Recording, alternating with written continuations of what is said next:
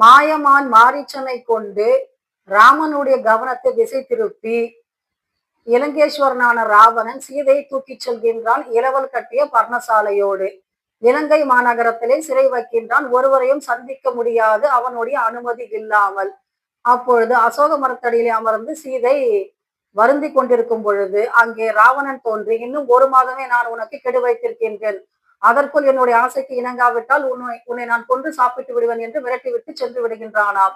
அப்பொழுது அழுது கொண்டிருக்கின்றால் சீதை, என்னை காப்பாற்றுபவர் யாரும் கிடையாதா என்று அழுது கொண்டிருக்கும் பொழுது விபீஷணனுடைய மகள் திரிசடை அங்கே தோன்றி சொல்கின்றாளாம், அம்மா நீ ஒன்றுக்கும் வருத்தப்பட வேண்டாம், ராவணனுக்கு ஒரு அந்தரங்கம் உண்டு, அவன் விரும்பாத பெண்ணை தொட்டால் அவனுடைய தலை சுக்குநூறாக வெடித்துவிடும், இது பிரம்மன் இட்ட சாபம், அவன் உன்னை தீண்ட முடியாது. மற்றும் நான் ஒரு கனவு கண்டேன், அப்பொழுது பொன்னிற தும்பி வந்து என்னுடைய காதில் ஊதி சென்றது, 2 சிங்கக்குட்டிகளும் அதனுடன் புலிக்கூட்டங்களும் வந்து இங்கே இலங்கை மாநகரத்திலே தங்கி ராவணனை வென்று விடுகின்றது என்று சொல்கின்றாளாம். 2 சிங்கக்கூட்டிகள் ராமனும் லக்ஷ்மணனும், புலிக்கூட்டங்கள் என்பவை கிஷ்கிந்தையிலிருந்து புறப்படுகின்ற வானர கூட்டங்கள்.